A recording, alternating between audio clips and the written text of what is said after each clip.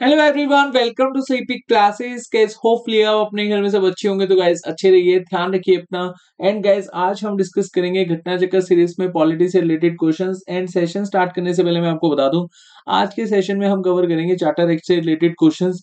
अगर आपने charter act अभी तक नहीं पढ़ा है और रिवाइज नहीं करा है तो आप अंशुमन सर के द्वारा एक बनाया हुआ सेशन देख सकते हैं, जहां पर सर ने काफी डिटेल में 20 मिनट में सभी के सभी एक्ट को कवर करवाया हुआ है। और इससे पहले के जो दो एक्ट थे, regulating act of 1773 and Pitt's India act of 1784, वो भी सेशन सर ने काफी डिटेल में काफी अच्छे से कवर करवाया हुआ है। उन सेशन के बाद आप आज के जो 5 क्वेश्चन है वो बहुत ही इजीली अटेम्प्ट कर पाओगे। हालांकि जो आज का सेशन है हमारा, इसमें हम पांचों के पांचों क्वेश्चन काफी डिटेल में डिस्कस करेंगे, लेकिन फिर भी अगर आप उस सेशन को देखेंगे तो उसके बाद आपको क्लैरिटी रहेगी और किसी भी फॉर्म में क्वेश्चन पूछा जाएगा आपके एग्जाम में तो आप बहुत ही इजीली अटेम्प्ट कर लेंगे। अगर आप शॉर्ट में सेशन समझना चाहते हैं 1773 एक्ट से लेकर 1947 के एक्ट तक, तो आप ये मेरे द्वारा बनाया हुआ एक सेशन देख सकते हैं। ये आपको मॉडर्न हिस्ट्री की प्लेलिस्ट में मिल जाएगा, या फिर सभी के सभी सेशंस का जो लिंक है वो आपको डिस्क्रिप्शन में मिल जाएगा। और इस सेशन से पहले अगर आप रिवाइज कर लेंगे तो डेफिनेटली आपको आप बहुत ही इजीली सभी के सभी क्वेश्चंस को अटेम्प्ट कर पाओगे। तो चलिए, आज का जो हमारा पहला क्वेश्चन है, चार्टर एक्ट ऑफ 1853 से ये क्वेश्चन हम यहाँ पर डिस्कस करेंगे। और 3 स्टेटमेंट हमें गिवन है, हमने बताना है इन तीनों स्टेटमेंट में से कौन सी करेक्ट है। तो देखिए, फर्स्ट स्टेटमेंट क्या कहती है, the charter act of 1853 is known as the act of for the good government of India. And second statement, an India Legislative Council was established with local representation for the first time. And third statement, the civil service was found open to the Indians. काफी अच्छा question है। Video को pause कीजिए, 5 second का timer on कीजिए। अगर आपने charter act पढ़ा है तो डेफिनेटली आपको रिवाइज हो रहा होगा और सभी के सभी जो पॉइंट्स हैं वो आपको याद हो रहे होंगे। अब ये जो चार्टर एक्ट से रिलेटेड क्वेश्चन है, इनमें हम कंफ्यूज भी बहुत होते हैं। तभी मैंने आपको कहा कि जो अंशुमन सर का सेशन है उसको देखिएगा जरूर। और होपफुली अभी तक आपने ये क्वेश्चन अटेम्प्ट कर लिया होगा। तो यहाँ पर आपकी जो फर्स्ट स्टेटमेंट है ये गलत हो जाएगी, क्योंकि act for the good government of India हम कंसिडर करते हैं 1858 का जो गवर्नमेंट ऑफ इंडिया एक्ट आया था। तो यहाँ पर फर्स्ट स्टेटमेंट गलत है, सेकेंड स्टेटमेंट बिल्कुल सही है, थर्ड स्टेटमेंट भी यहाँ पर आपकी सही हो जाएगी। तो देखिए, इस समय गवर्नर जनरल थे डलहौजी, और यहाँ पर जो लेजिस्लेटिव काउंसिल की संख्या है वो 6 से 12 करी गई थी। और एक इसमें गवर्नर जनरल ऑफ इंडिया हुआ करते थे। एंड देन एक commander in chief, 4 member of governor, जो गवर्नर के 4 मेंबर थे, एक सीजीआई ऑफ कलकत्ता, और एक जज हुआ करते थे जो कलकत्ता का सुप्रीम कोर्ट है उसके। और यहाँ पर गवर्नर जनरल नॉमिनेट करते थे अगर वो किसी कारणवश इंग्लैंड जाते थे, वाइस प्रेसिडेंट, और वाइस प्रेसिडेंट बेसिकली इस काउंसिल को हेड करता था। बाकी यहाँ पर जो 2 स्टेटमेंट है, सेकंड एंड थर्ड, ये बिल्कुल सही है। थोड़ा सा इसको हम डिटेल में भी डिस्कस कर लेते हैं। जैसे कि मैंने आपको बताया, 1858 के एक्ट को हम क्या कहते हैं, act for the good government of India, क्योंकि यहाँ पर क्राउन रूल ने सारी की सारी power British east India company से ले ली थी, और उसके बाद इसको डिक्लेयर करा था good government of for India. And charter act of 1853 में हमने देखा था कि जो लेजिस्लेटिव काउंसिल बनी थी, और इसको एक तरह से इंडिया या फिर सेंट्रल लेजिस्लेटिव काउंसिल कहा जाता है। और इस एक्ट के थ्रू ही हम देखते हैं कि हमारे इंडिया में कंपटीशन सिस्टम ओपन हुआ था। एंड जो ये सेकंड स्टेटमेंट है ये तो हमने डिस्कस कर ही लिए। तो होपफुली आपको जो फर्स्ट क्वेश्चन है वो क्लियर हो गया होगा। अभी के लिए हम यहाँ पर सेकंड क्वेश्चन देखेंगे।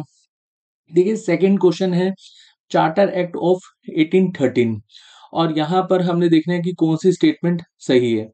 तो देखिए, 4 स्टेटमेंट हमें गिवन है। फर्स्ट स्टेटमेंट क्या कहती है, it empowered the local government in India to impose taxes on person and to punish those who did not pay them. Second statement, it allotted rupees 1 lakh to promote education in India. And third statement, Christian missionaries were allowed to come to British India and preach their religion. And fourth statement, the Charter Act of 1813 completely abolished East India Company's monopoly of India trade and allowed the British company access to Indian shore with their ships.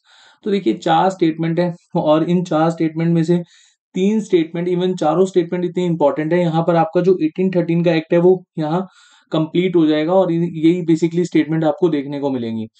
अब यहाँ पर first statement सही है, second statement भी सही है, and third statement भी सही है, लेकिन जो फोर्थ स्टेटमेंट है ये गलत हो जाएगी। तो आपका ऑप्शन सी यहाँ बिल्कुल सही हो जाएगा। देखिए, अगर यहाँ पर चार्टर एक्ट ऑफ 1813 का जो ये फोर स्टेटमेंट दे रखी है, यहाँ पर tea and trade with China सेप्शनल में होता तो ये आपकी स्टेटमेंट बिल्कुल सही हो जाती। मोनोपोली तो हटा दी गई थी, लेकिन जो टी है और ट्रेड विद चाइना, इसमें यहाँ पर भी लिख लो ट्रेड विद चाइना, ये मोनोपोली रहने दी थी। लेकिन 1833 का जो एक्ट था उसमें कंप्लीटली मोनोपोली हटाई गई थी। और जो फर्स्ट स्टेटमेंट है बिल्कुल सही है कि लोकल गवर्नमेंट इंडिया पर जो इम्पोज करे जाते थे लोकल इंडिया के द्वारा, मतलब यहाँ पर जो गवर्नमेंट थी इम्पोज करती थी टैक्सेस, अगर वो टैक्स नहीं दिए जाते थे तो उनको पनिश करती थी। 1 लाख रुपए रखे गए थे एजुकेशन को प्रमोट करने के लिए। हालांकि 1823 तक ये डिसाइड ही नहीं कर पाए थे कि किस तरह से इंडिया में एजुकेशन को प्रोवाइड करना है। ये काफी डिटेल का समझने वाला पॉइंट है, ये आप सेशन देखेंगे तो डेफिनेटली आपको क्लियर हो जाएगा। उसके बाद जो थर्ड स्टेटमेंट है ये भी बिल्कुल ठीक है कि क्रिश्चियन मिशनरीज को अलाउड कर दिया गया था कि आप क्रिश्चियन जो रिलीजन है उसको प्रमोट करो। अब यहाँ पर फोर स्टेटमेंट मैंने आपको बता दी, अब इसका रीजन भी मैं आपको बता देता हूँ। देखिए 1813 के नियर अबाउट जो ब्रिटेन है वो ऑलमोस्ट यूरोप में, इवन रशिया तक सारा का सारा ट्रेड संभालता था और इंडस्ट्री वाइज सबसे ज्यादा आगे था ब्रिटेन। अब हुआ क्या, नेपोलियन ने एक तरह से चैलेंज दिया था और एक एक्ट पास करा था कि कोई भी यूरोपियन कंट्री ब्रिटेन के साथ ट्रेड नहीं करी थी, इनडायरेक्टली वे में ब्रिटेन को हार्म किया था। और इससे ब्रिटेन की जो कंपनीज है उनको काफी हैवी लॉसेस हुए थे। और फिर ब्रिटेन की कंपनी के द्वारा एक तरह से प्रेशराइज करा गया था ब्रिटेन की गवर्नमेंट को कि आप हमें अलाउ करो कि हम इंडिया में जाके ट्रेड कर सकें। तो यहाँ पर इससे रिलेटेड जो फैक्ट्स होते हैं डिटेल में वो आपको पता होना चाहिए। तो यहाँ पर सी ऑप्शन आपका बिल्कुल सही हो जाएगा। बाकी यहाँ पर जो पॉइंट्स हैं वो हमने डिस्कस कर ही लिए हैं। चलिए नेक्स्ट देख लेते हैं। आप देखिए नेक्स्ट जो क्वेश्चन है वो 1713 के चार्टर एक्ट से है और यहाँ पर भी हमें देखना है कि कौन सी स्टेटमेंट हमारी करेक्ट है। तो फर्स्ट स्टेटमेंट क्या कहती है, the charter act of 1793 gave powers to governor general to override his council. अब 1784 में जो कमियां थी उसको दूर करा गया था। तो यहाँ पर पहली स्टेटमेंट तो ठीक है, बट चलिए एक बार हम डिस्कस कर लेते हैं। सेकंड स्टेटमेंट क्या है, the salaries of the member of board of control were also charge to the company. अब यहाँ पर देखो, एक था बोर्ड ऑफ कंट्रोल जो एडमिनिस्ट्रेटिव फंक्शन देखता था, और एक है कोर्ट ऑफ डायरेक्टर्स जो बेसिकली सारा का सारा कॉमर्शियल ट्रेड्स देखते थे। तो यहाँ पर सेकंड स्टेटमेंट में ये कहा गया है कि जो सैलरीज हैं बोर्ड ऑफ कंट्रोल के मेंबर्स की, ये जाती थी इंडिया से। एंड थर्ड स्टेटमेंट है, royal approval was mandate for the appointment of governor general of Bengal. और 1793 के आसपास तो गवर्नर जनरल ऑफ बंगाल थे, क्योंकि 1833 के चार्टर एक्ट में गवर्नर जनरल ऑफ बंगाल की जो पावर है उसको बदलकर गवर्नर जनरल ऑफ इंडिया करा गया था। एंड कमांडर इन चीफ, अगर यहाँ पर ये पॉइंट करना है तो मैंडेटरी है कि आपको रॉयल अप्रूवल लेना होगा। काफी अच्छा क्वेश्चन है और यहाँ पर इस स्टेटमेंट्स के थ्रू आपको 1793 का जो एक्ट है वो समझ में आ जाएगा। अब देखिए यहाँ पर आपकी जो फर्स्ट स्टेटमेंट है ये बिल्कुल सही है, इवन आपकी यहाँ पर सेकंड स्टेटमेंट भी सही है और आपकी थर्ड स्टेटमेंट भी सही है। तो यहाँ जो बोर्ड ऑफ कंट्रोल्स हैं जो बेसिकली एडमिनिस्ट्रेटिव फंक्शन संभालते थे उनकी सैलरी इंडिया से जाएगी। और यहाँ एक स्टेटमेंट आपको याद रखना है, after all expenses the company had to pay the British government 5 lakh pound, 5 lakh pound देने पड़ते थे ब्रिटिश गवर्नमेंट को इंडिया रेवेन्यू से एनुअली। ये स्टेटमेंट भी पूछी जाती है। उसके बाद यहाँ पर जो फैक्ट्स हैं वो एक बार आप देख लेना, आपको समझ में आ जाएंगे। वैसे हमने सभी से भी डिस्कस कर लिए।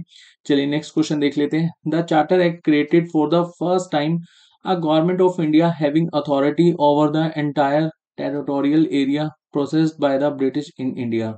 अभी मैंने आपको प्रीवियस क्वेश्चन में ही बताया है कि यहाँ पर गवर्नर जनरल ऑफ बंगाल की जो पावर है उसको गवर्नर जनरल ऑफ इंडिया कब कंसिडर करा गया था, मतलब इंडिया को कंप्लीटली ब्रिटिशर्स ने कब कंसिडर करा था, चार्टर एक्ट ऑफ 1833। हालांकि पंजाब को एनेक्स करना भी बाकी था, लेकिन ये जो पावर है ये बदल दी गई थी चार्टर एक्ट ऑफ 1833। तो यहाँ पर आपका ए ऑप्शन बिल्कुल सही हो जाएगा। अब यहाँ पर इससे रिलेटेड हम एक्स्ट्रा इन्फॉर्मेशन देख लेते हैं। This act of 1833 was the final step toward centralisation in British India. And second statement, यहाँ पर गवर्नर जनरल ऑफ बंगाल को हटाकर गवर्नर जनरल ऑफ इंडिया की पोस्ट लाई गई थी। And civil and military power भी किसको दे दी गई थी, गवर्नर जनरल ऑफ इंडिया को। उसके बाद बॉम्बे एंड मद्रास को अलग लेजिस्लेटिव पावर दे दी गई थी।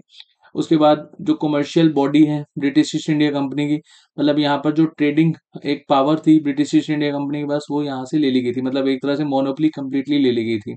उसके बाद it provides that the company's territory in India were held by it trust for his majesty, मतलब यहाँ पर आप ऐसे समझ लो कि ब्रिटिश ईस्ट इंडिया कंपनी यहाँ पर एडमिनिस्ट्रेटिव फंक्शन तो संभाल रही है, लेकिन किसके बिहाफ पर? ब्रिटेन की गवर्नमेंट के बिहाफ पर।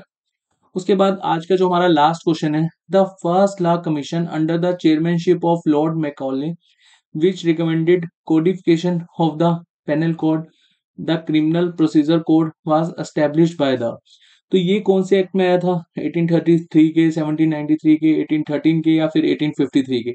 तो यहाँ पर आपका सही ऑप्शन हो जाएगा 1833। जो first time penal code and criminal procedure code हमें देखने को मिले थे, वो चार्टर एक्ट ऑफ 1833 में देखने को मिले थे। उसके बाद इंडिया में काफ़ी समय के बाद, मतलब अलग अलग समय पे जो बेसिकली लॉज हैं वो बनाए जाते हैं। जैसे second, third and fourth law commission बना था। सेकंड बना था 1853 में, थर्ड बना था 1861 में, एंड फोर्थ बना था 1871 में। और उसके बाद लेटर ऑन इसमें चेंजेस होते रहते हैं। और इंडिपेंडेंस के बाद हमारा जो फर्स्ट लॉ कमीशन था वो बना था 1955 में।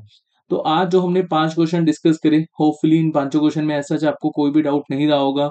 और एक बार मैं फिर आपको कहूंगा, अंशुमन सर का जो सेशन है उसको देखिएगा, वहां पर आपको जो भी डाउट होगा चार्टर एक्ट से वो क्लियर हो जाएगा। तो आज के सेशन में इतना ही, नेक्स्ट सेशन में बहुत जल्द मिलेंगे, तब तक के लिए अपना ध्यान रखिए। Thank you so much.